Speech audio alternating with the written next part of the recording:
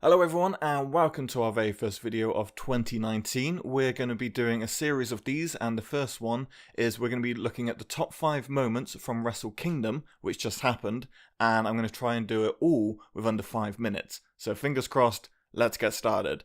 At number 5 for me, I think it has to be, I'm a sucker for an entrance. We've done a top 5 entrance list before. It's got to be Kushida.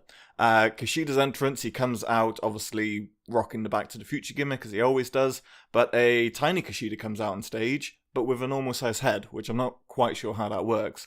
Eventually, a familiar looking Doc Brown returns him back to his normal size, and just the confusion of when Kushida first came out had me in hysterics. So, always a fan of a good entrance, so Kushida, that was just perfect for me, and as you can see, just hilarious with the gimmick and getup that he's got there. Number 4, I promised I'll get serious in a minute, but you have no idea how important this is. Last Wrestle Kingdom, Okada came out in trousers, much to the chagrin of my co-host Jesse Benz. He absolutely detested it, and in all honesty, since the trousers were bought out, Okada's been on a bit of a downward slope, and the pop that happened at Wrestle Kingdom just now when he revealed that he's gone back to the trunks is probably the only time I've ever seen a pop happen for wrestling attire, and I think it was well justified. Gone are the crazy balloons, the crazy coloured hair, we're back to normal music, normal ring attire, and hopefully, well, judging by the result, maybe not the result of what happened to Okada. By the way, before we go any further, the next 3 are matches, and there are going to be spoilers involved. So if you haven't seen it, turn off now, come back after you watch Wrestle Kingdom. That's your last warning, okay? Next up, at number 3, has to be Ospreay versus Ibushi. What a great way to start off Wrestle Kingdom. Absolutely fantastic match, one that had been building the hype from the get-go. Everyone thought it'd be match of the night, and it was close to getting there, and it was interesting to put it on first of all, that's for sure. Absolutely incredible match. The athleticism between the two of them is just unrivaled at the moment across the wrestling world. I didn't realise that Ospreay had been wanting to face Ibushi since he was a young wee lad, so that was quite cool to see them tangle up in the ring. Both, I've never seen anyone on their level, so there's no one on Ospreay's level, no one's Ibushi's level until they met, and they really did go all out and really gave it their all. The back elbow at the end, I thought was a work that he just got knocked out by accidental, and then he did the deadlift, and it was really impressive. But from what we've learned afterwards with the stretcher, maybe more real than that, suffering concussion, who knows at this point. But we hope Ibushi's okay. Maybe it is a work, who knows. But except for the finish of the match, for me, from an athletic standpoint and just entertainment value, you can't get much better. They're two of the best in the world.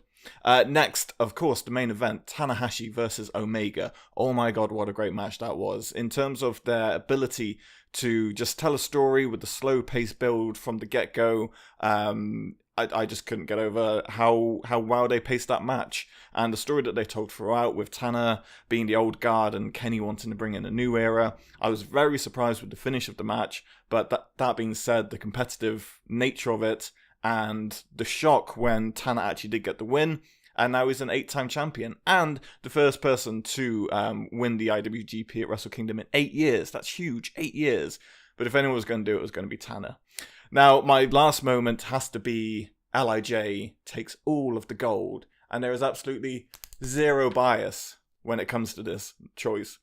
I've been waiting years for LIJ to do a clean sweep.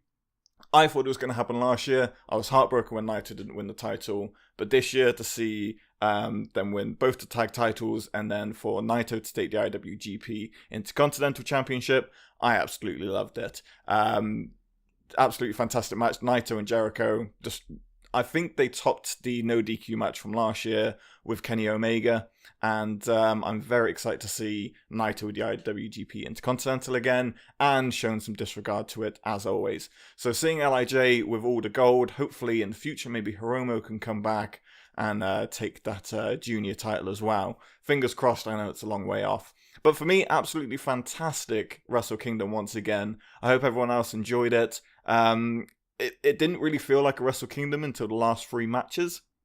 But up until that point, I thought it was kind of, that's when stuff kicked into gear. But to say that the rest of the show wasn't fun as hell and really enjoyable to watch is an understatement. So it's got a thumbs up from me. Thanks so much for watching this video. If you haven't checked out any of our podcasts or any of our other stuff, go down to the links below and you can check us out on our website, also the old podcast episodes. Hope you enjoyed this top 5 recap, and we will see you soon.